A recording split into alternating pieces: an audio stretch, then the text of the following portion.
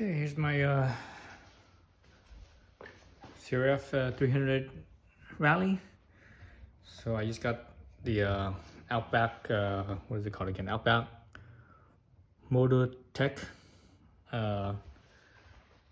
crash bars. So I like these ones because they protect the radiator. Actually, the radiator's on the other side, but it protects the radiator. And over here, that's the most fragile thing. So I took off my Yamamoto, I think it's called, lower crash bars, which I have right over here. So they interfere with each other, where the mounting spot is up right in here. This is the main interference spot right here.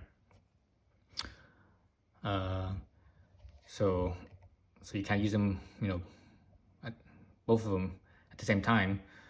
But what I plan on doing is I plan on cutting up that one to make it fit onto here, cutting it up and welding it. Probably, most likely, I was thinking of the easiest thing to do is to cut it up and weld it onto the center bar right here. But I don't think that's smart, because if you need to take it out, it's going to be very difficult, I think. Well, I don't know. Maybe not. Yeah, I think it would be difficult, because those two halves slide in. But actually, if I cut that up, I would actually cut up the most likely I would cut up the mounting bracket part of it. The part where it mounts to the engine case here. Most likely would do that. If I weld it to the centerpiece, that would probably be the easiest thing, I think. But so that's one option. Other option I could do is I could actually weld it to the side piece here. And if I did that, I won't do it to here, so that means I'll keep the two halves. So that way it'll be separate from the center bar right here. And I would cut it up again, but I would cut it up differently. There's different ways of cutting it up. So I'm gonna see what's the easiest thing. I'm probably gonna do the easiest thing, but also I have to see them. I have to think about which way is stronger, because the Outback bars, they're strong, and you can see on the video where they dropped this thing on the concrete driveway, and it protected, and it didn't, it scratched up, and it didn't really. There was no other damage besides scratching at the bars. They didn't seem like they bent much when they dropped on the side either, so that's good, because these things are designed to have a little bit of flex, because where they mount the bracket that mounts to the engine mount, they kind of stick out a little bit, so they they both, there's two of them, the mount right here and the mount in the back, so they have a little bit of flex to both of them. So and the center bar here connects to the other side, so that basically makes it so that way the two sides support each other. So if you impact right here, it not just pushes this mounting bracket bar, but it also pushes on here, which pushes the other mounting bracket bar as well. So it makes it stronger that way. But so I'm not sure if I want to weld my Yamamoto lower crash bars to the center bar here, or to the sidebar. Whichever case I do, I have to cut it up differently and figure it out differently. So to cut to the sidebar, I'm gonna maintain the two halves. Just like this one, this half along with the bottom section, the two halves will be one piece. So you have two halves.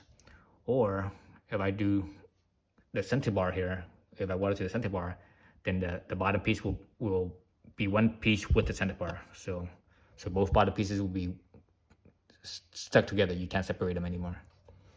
So again, I'm not sure which one's gonna be easier or stronger. A good note, I was doing some measurements. So let's look at the mounting bar here. So this is the mounting bar for the front, where the manifold, exhaust manifold is. So here's an example right here. So this mounts onto, they're both the same. The top and bottom right here is both the same. So this goes in and acts as a spacer, and there's going to be the frames right here. Then between the frame itself, there's another spacer that comes with the bike, the OEM spacer. Then the engine's in the middle, right? Then the spacer, then the frame, then this spacer. So they're basically mirror image of each other. So in the center right here would be the engine. Then next to the engine is some smaller spacers which comes with the bike. Then the frame out here. Then obviously these spacers. So I measured it, and this is the Yamamoto spacer. So this spacer here, if you measure this spacer with this bracket right here, the thickness of these two combined is the same thickness as the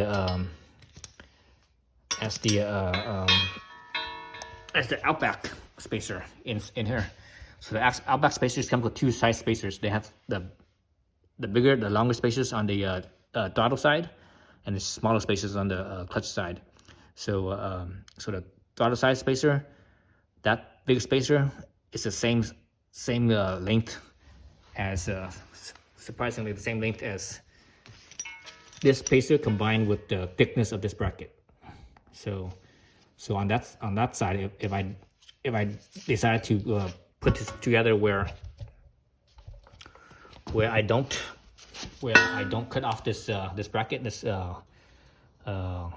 mounting bracket here, if I don't cut this off, I could just use this spacer and the mounting bracket, stick it in there, and the Outback will mounting bracket will be on the outside of this bracket here. So I would use both brackets. So I think that's probably I'm thinking that's probably the strongest way. The strongest way to do it is if I keep this bracket instead of cutting this bracket off and cutting off somewhere up here and attaching the rest of this, cutting it up right here where my blue tape is, and attaching the rest of this cage, cutting it off right here, right, and attaching the rest of the cage, welding in the rest of this cage onto the center bracket. If I did it that way, if I cut it off right here and not use this, then I would keep the two brackets or the two lower cage as one piece and mount it and weld it to the center bar of the Outback cage. But if I kept these brackets on both sides, then I would weld, and I still have to cut here and modify it. Then I would actually weld this onto the outside cage of the Outback cage. So whichever the case, it would be a lot of work. The cool thing is this side, the throttle side, because the spacing right here is on this bar and the bracket here, it's the same as the Outback spacer. This side has less work, but the clutch side is the hard one, the one that requires more work. Because on the clutch side here, on the Outback, the spacer is tiny. The spacer is like, it's only like, I can't remember exactly what millimeters it is, but it's less than half of this right here. So basically what I have to do, if I want to use this bracket on that side, is basically I have to take this spacer here. So obviously I can't use this because it's too big, and the Outback one is smaller. I have to take this spacer here and basically machine this down to whatever thickness I need. Somewhere between this. The size is going to be somewhere between this thickness. Actually, I would have to use two because the Outback spacer, because this spacer here is thicker than the Outback spacer. The Outback spacer is smaller. The mounting bracket, let's go back to this right here. So the center here would be the engine, and the clutch size over here, the engine, the OEM spacer, then the frame, right?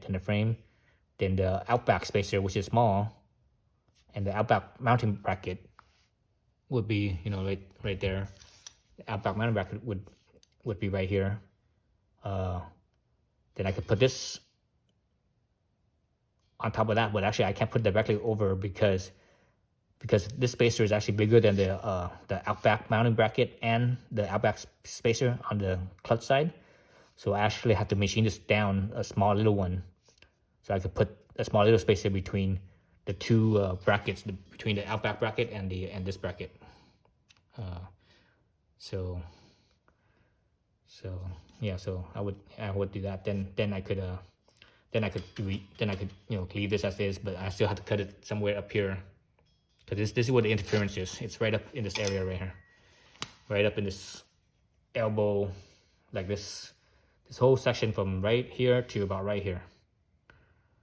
So this section right there, between my fingers, my two hands, this area, that's where it interferes with each other.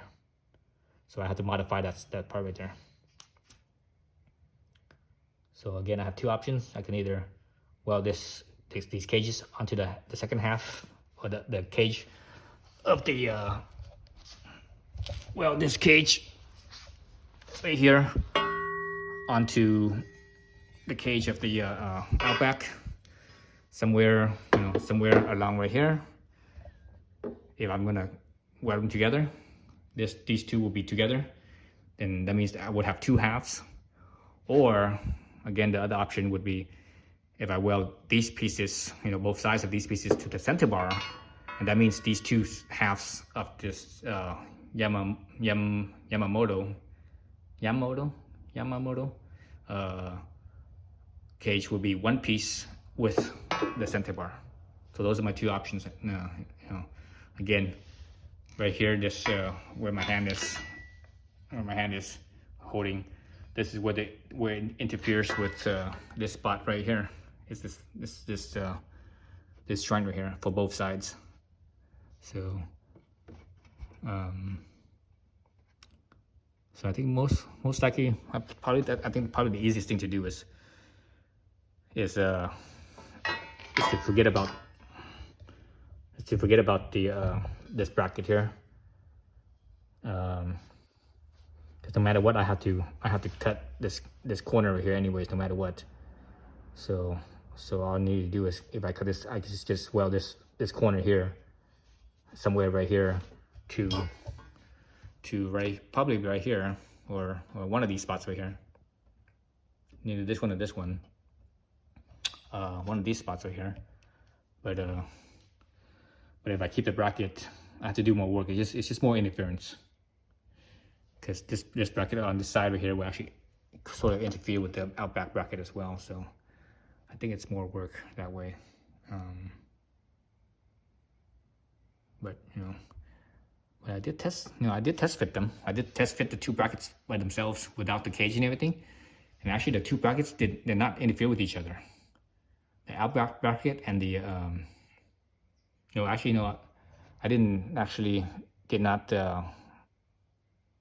assemble it right. I did assemble the throttle side properly, because on the throttle side, the Outback bracket is on the outside, but on the clutch side, the Outback bracket is actually on the inside, and the Yamamoto one is on the outside. So the bracket would interfere with each other. They would hit each other. So yeah, so that wouldn't work. So for me to make that work, it's gonna be more work. So yes, I think I do have to cut this bracket here to make it fit. I want to make it, and I do want to make it fit because I want to protect the plastics down here. Now, as far as there's really nothing here, it's just plastic, right? Because behind here is the frame, and the only other thing that you have to worry about is the up here where the engine is, and that's where the skid plate is. I mean, the skid plate doesn't have that much coverage, like the Outback skid plate. The bottom right here, it actually goes all the way up to right here. But the thing is, it doesn't have any coverage up here. It's coverage like this, and I think it's straight across right here. It goes straight across right here. Then from here, it goes up a little bit higher, something like that. So there's still, there still could be damage if you drop the bike or whatever, and there's a big rock that sticks out, that's protruding out from the ground, and it hits in this area right in here. It could reach the engine case on both sides. So that could punch a hole into the engine case, right? Whether either the clutch side or the stator side, either side engine case cover, it would it potentially could punch a hole through that. And I've seen that before. I've seen that on dirt bikes where people punch a hole to the engine case, even though they had a skid plate and stuff. Well, I think they had skid plate.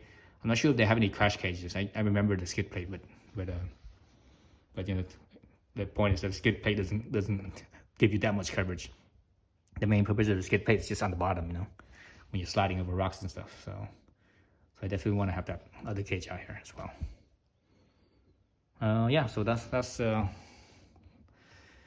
anyways, those are my thoughts. And so I like this cage. It's nice and sturdy, and it's pretty close to the plastic, so there's not a big gap here, so it doesn't seem like it's so bulky. The Yamamoto one, actually, I think it sticks out a little bit further in the gap between the plastic and the bar.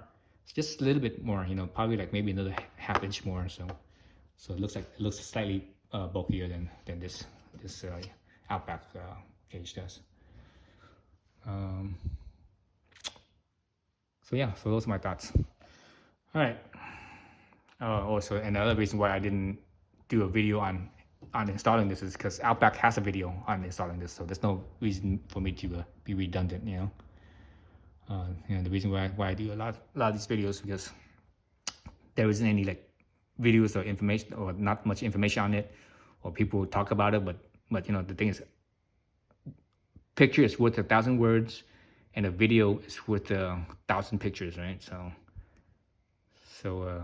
and when I do the videos, you could see, you know, the details, and I talk about it, and so you could, you know, especially if you're not familiar with working on bikes and stuff, you get the information, but also you can see my mistakes, because, like, you know, it's not like I had this bike before. This bike is new, right? So whatever I'm doing is for the most part, it's the first time I'm doing it. So I make mistakes, and you could catch those mistakes, and don't make the mistakes that I'm doing. Okay, that's it. Thanks for watching. Oh, that came out to be kind of long. See you next time. Okay, so I was thinking about this. I'm like, I'm gonna mock it up and make it easy. The easiest way to do it, where everything still lines up properly. So basically, I mounted it on, right, both sides. It's not tight or anything. It's just still loose, so I could separate them. But basically, since they're both still on, I could basically just raise this up and see, you know, what's interfering, basically. And obviously, I gotta cut somewhere here, right? Somewhere, probably where this thing curves, somewhere around right here, I have to cut. I'm not exactly sure if it's further here or what, but somewhere around here where this bend is on both sides. But as I raise it, right? So once I cut that off, you know, where the corner is right here, the spot,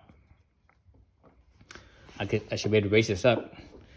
You know, obviously the mounting bracket, the bracket here won't be here anymore, so I could actually spin this thing up all the way up until it touches up here somewhere. Then once I get to that point, then I could go in and fine tune it, or exactly where I need to cut it, and blah blah blah. So that's how I'm gonna do it. I think that's the easiest way to do it. Let's look at the alignment here. Well, actually, right now I really can't tell the alignment because it's not really tightened up. So I want to see where the elbow is here versus where the right, the elbow right here versus where the mounting bracket up here is. You know, where you know, approximately where it should be. So it looks like, I think I'm gonna have to do it as two halves. So this half and that half, the two halves here, will attach to the outside, because if I cut here at this elbow, it's not gonna reach the center bar unless I do something else. I add something else that's a different shape to reach over here. I mean, I could do that potentially, but if that's more work, I think that's more work versus if I just cut somewhere here, right? Somewhere here, and as I bring this up, this piece up, I bring this piece, you know, once I cut around somewhere here, I could bring this up, just bring it up, and it's gonna touch somewhere on this bar. So I could basically weld this bar right here to this bar right here. And that's where my attachment will be. And that way I have my 2 halves. I can still separate them out, you know, because it splits right here, right? This is where it splits. Let's see, let's split that. All right, so that's where I split. You can split it, so I can still split it. So I think that's how I'm gonna do it. I think that's the easiest way. So yeah, so I think that's the plan right there. Is to